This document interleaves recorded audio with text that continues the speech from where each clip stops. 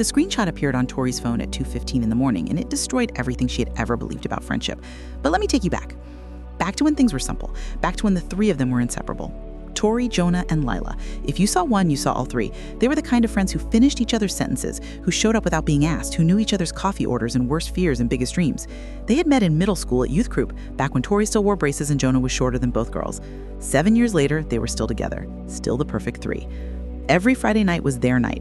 Sometimes they would drive to the lake and sit on the hood of Jonah's beat-up truck, talking until the sun came up. Sometimes they would crowd into Tori's basement and argue about movies or theology or whether pineapple belonged on pizza.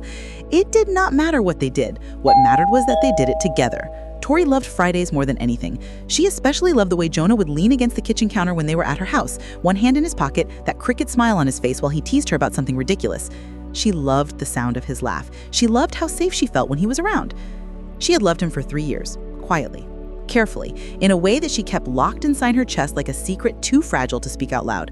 Lila knew, of course. Best friends always know. They had stayed up late one night during sophomore year eating ice cream straight from the container when Tori finally admitted it. Lila had hugged her and promised she would never tell. She'd been the safest person to tell because Lila understood. Lila had never looked at Jonah that way. She always said he was like a brother to her. That was 2 years ago. Things were different now, though Tori could not quite name how. There were small things, tiny cracks in the foundation that she told herself did not mean anything, like how Jonah and Lila both arrived late to youth group 3 weeks in a row separately but only 5 minutes apart, like how they stopped responding in the group chat at the same times, like how Lila had started wearing lipstick more often and Jonah had started dressing better. Tori noticed, but she did not say anything. She was probably imagining it. She was probably being paranoid. She was probably letting her feelings get in the way of reality. So she pushed it down. She smiled wider, she laughed louder, she pretended everything was exactly the same. But late at night, alone in her room, she would stare at the ceiling and wonder if she was losing them. If somehow, without her noticing, the perfect three was becoming 2 + 1. She told herself she was wrong. She told herself she was being selfish and insecure and ridiculous. She told herself that nothing had changed. But secrets have a way of surfacing, and sometimes the truth does not come gently.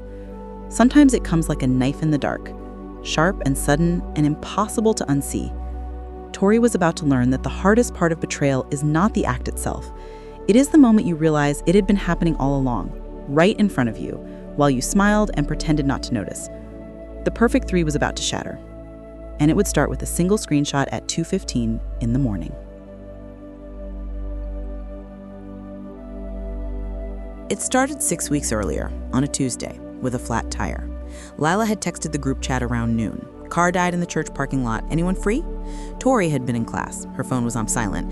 She never even saw the message until 2 hours later. But Jonah saw it. He left work early. He showed up with jumper cables and a spare tire kit he kept in his truck. The car did not need a jump.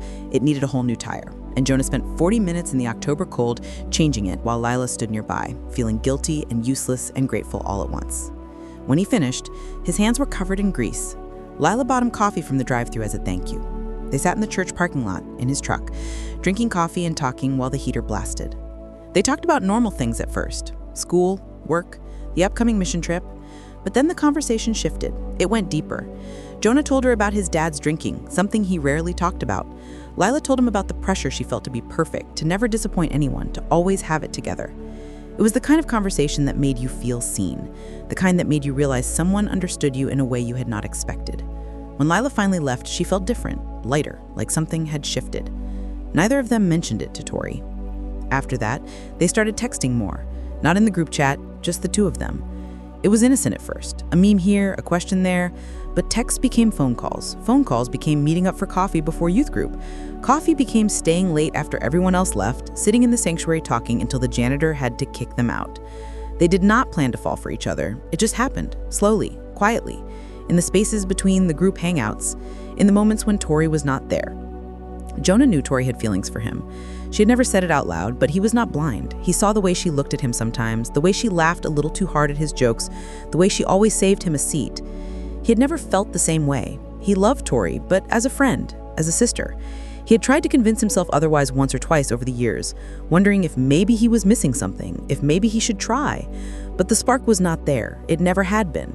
With Lila, it was different. With Lila, everything felt easy, natural, right. But he knew Tori would be hurt, so he did not say anything. Lila felt the guilt more sharply. She would lie awake at night, staring at her ceiling, thinking about Tori.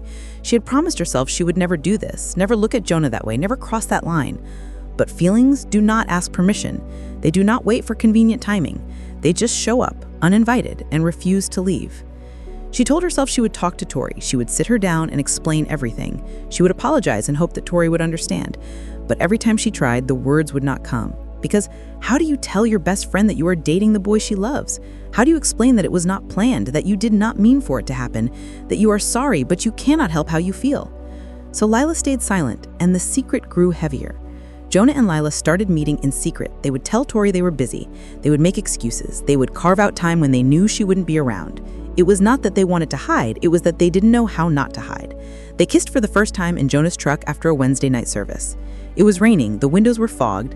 Lila had been talking about something. She couldn't even remember what. And Jonah had just looked at her and said, "Can I kiss you?" She had said yes. And everything changed. They decided to keep it quiet for a little while, just until they figured out how to tell Tori. Just until the timing was right. But the right time never came. Days turned into weeks. Weeks turned into a month. And the longer they waited, the harder it became to come clean. They were not trying to hurt Tori. They told themselves that over and over. They were protecting her. They were waiting for the right moment. But protection and deception are closer than most people realize. Tori began to notice the distance, though she could not name what it was. Lila was busier. Jonah was distracted. The group hangouts felt different, forced. Like everyone was performing the roles they used to play naturally. She asked once, casually, if everything was okay. They both said yes. They both smiled. They both lied. Tori wanted to believe them, so she did. But late at night, when she couldn't sleep, she would scroll through Instagram and see the little things. Jonah and Lila posting stories at the same time, similar backgrounds, matching coffee cups. She told herself she was reading too much into it. But deep down, in a place she did not want to look, she knew. She just wasn't ready to face it yet.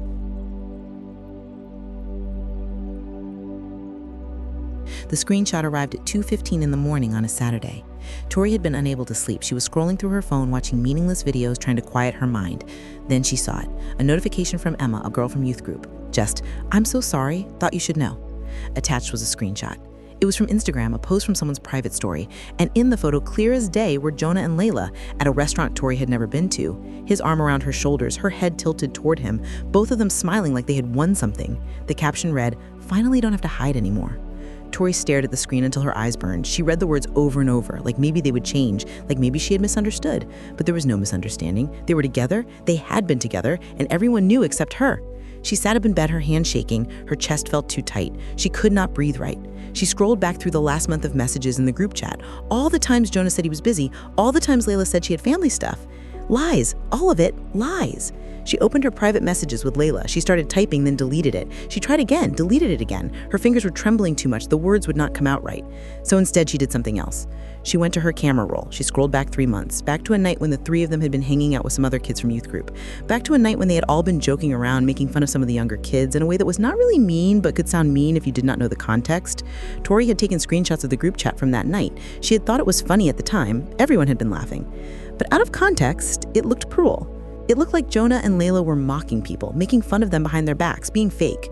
Tori looked at those screenshots now and something cold settled in her stomach.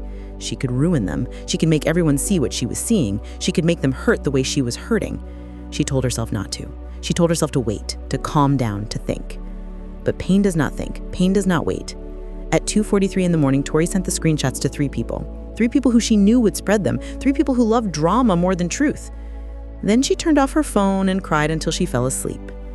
By Sunday morning, the whole youth group had seen the screenshots. By Sunday afternoon, Jonah and Layla knew. The first message came from Jonah. "Tori, we need to talk. Now." Tori did not respond. The second message came from Layla. "Please, let me explain. I know you're hurt, but this isn't what it looks like." Tori still did not respond. Then came the messages from other people, kids from youth group. Some were supportive, some were angry, some were confused. "I can't believe they would say that stuff about people. Are Jonah and Layla really that fake? Tori, are you okay? I heard what happened." The rumors twisted and grew. People added their own interpretations. Someone said Jonah and Layla had been making fun of Tori behind their backs too.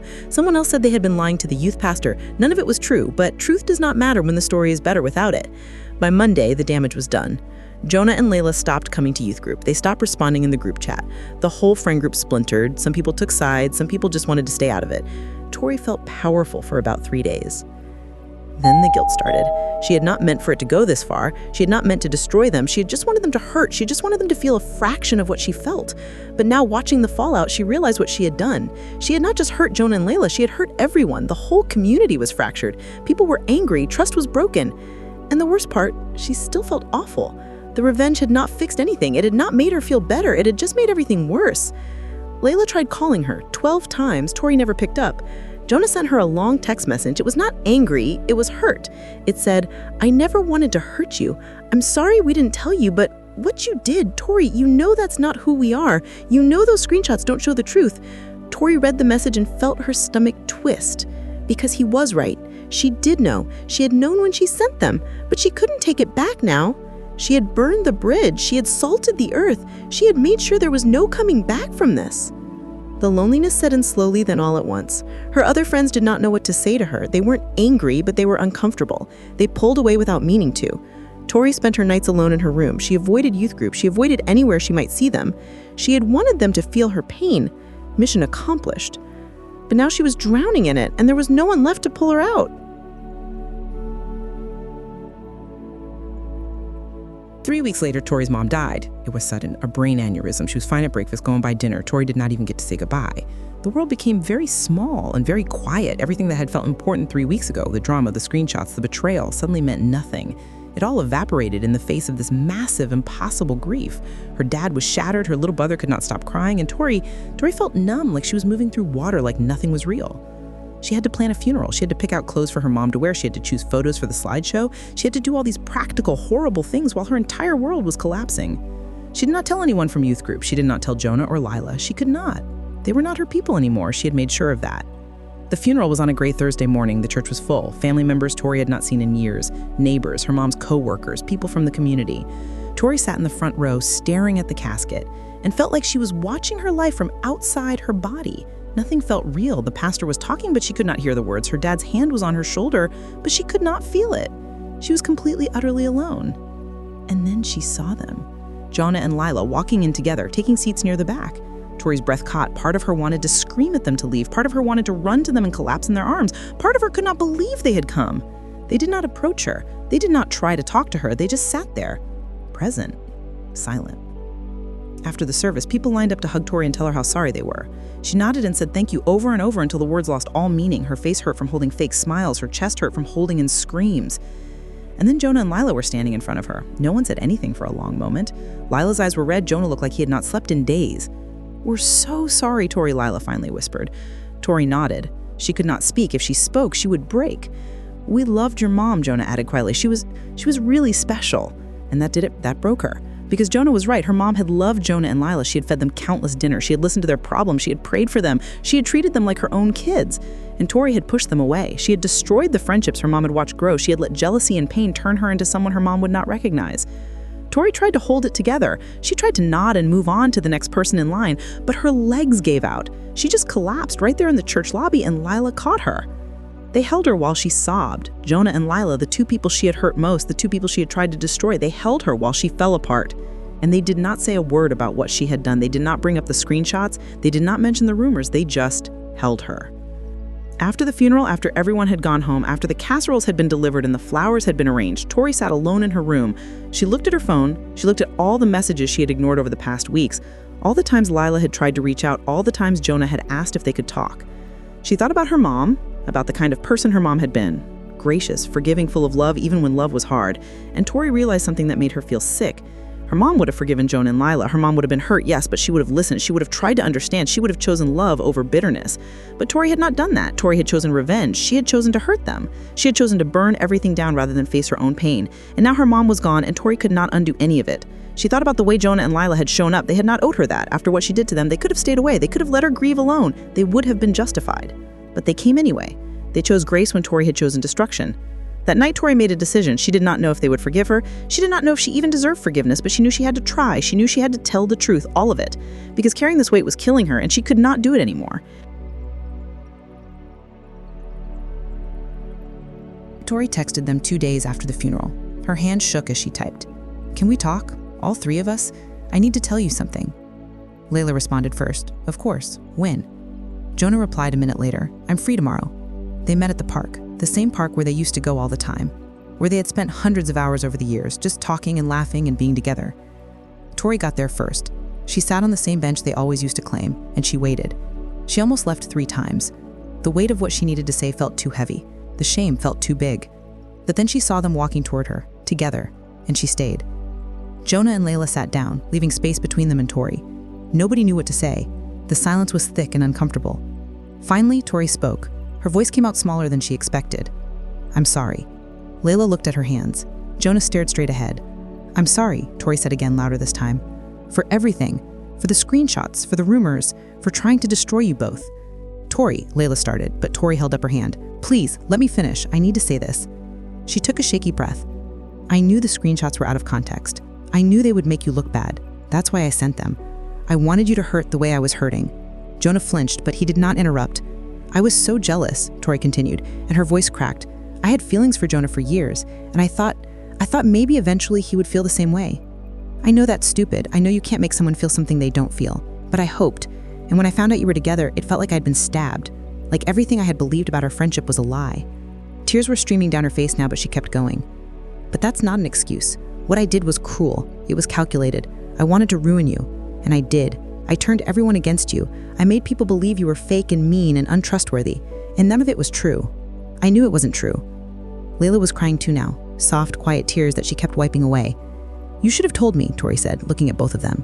"I wish you had told me. But I understand why you didn't. You were scared. And I proved you right, didn't I?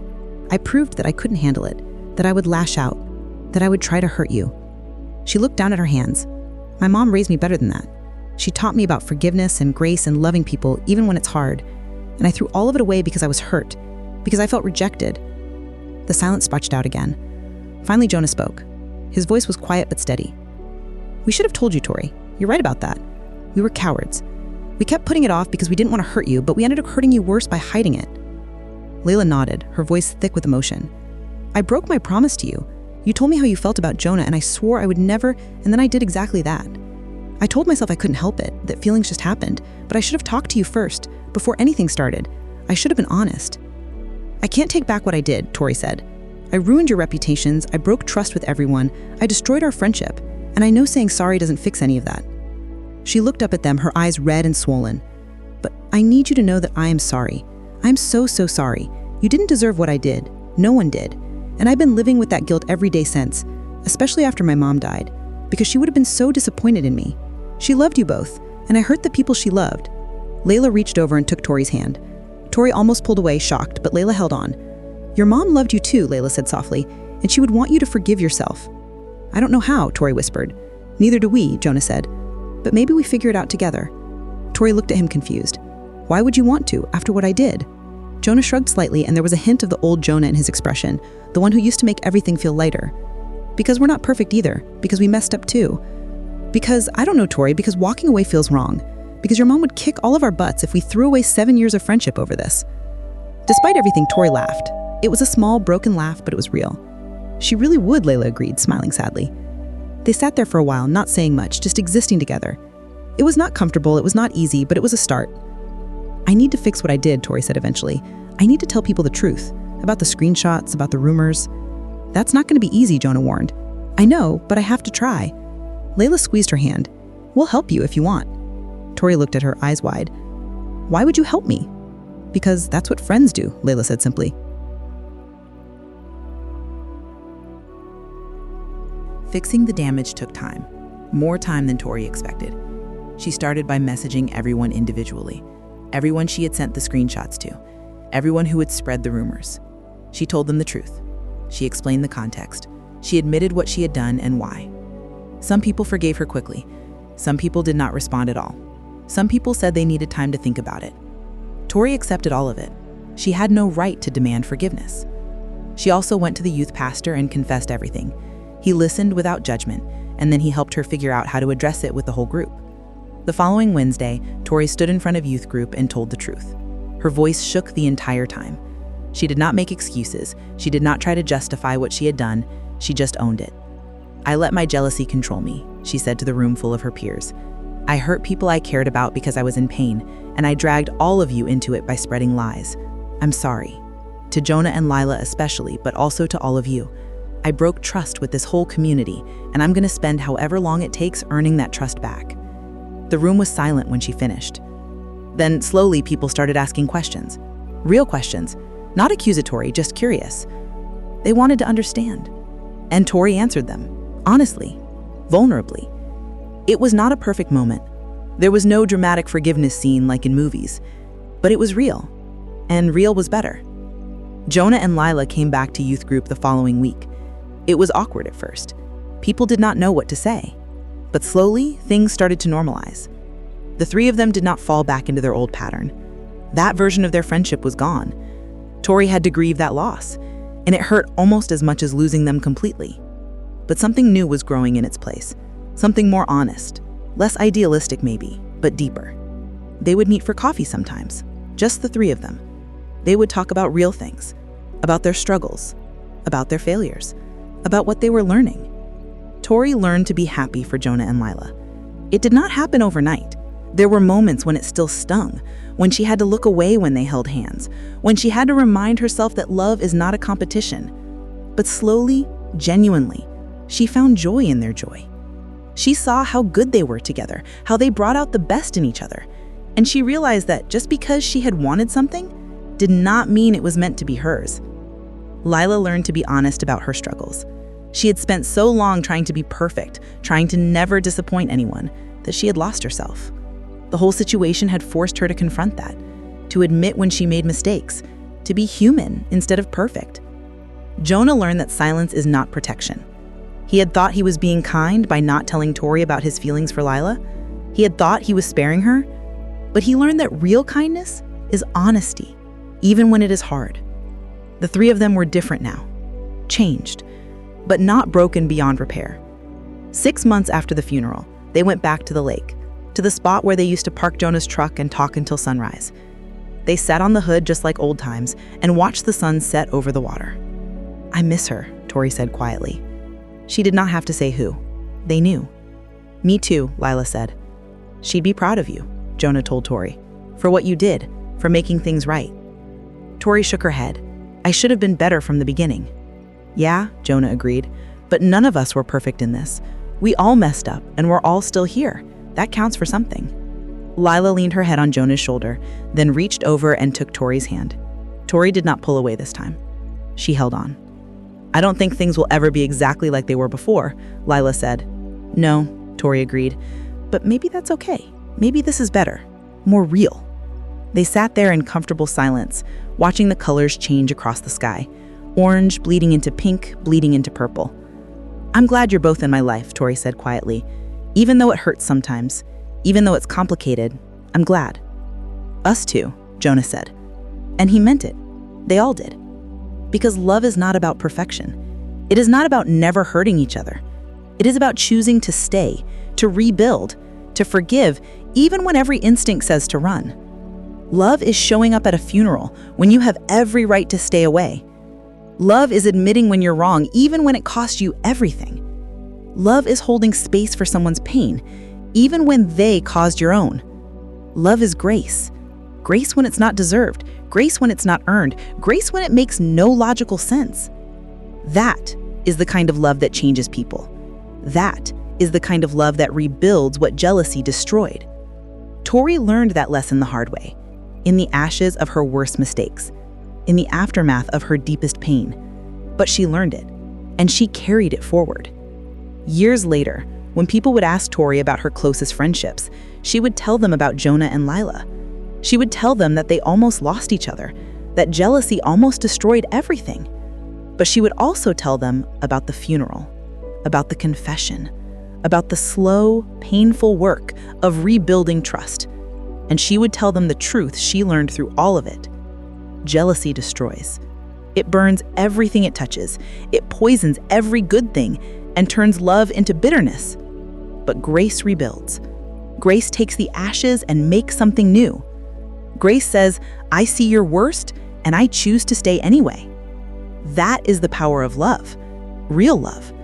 The kind that costs everything and gives even more. The kind of love that saved 3 broken friends and taught them what friendship really means. The kind of love that changes everything. If you are watching this and you have ever been hurt by someone you trusted, I want you to know something. Your pain is real. Your anger is valid.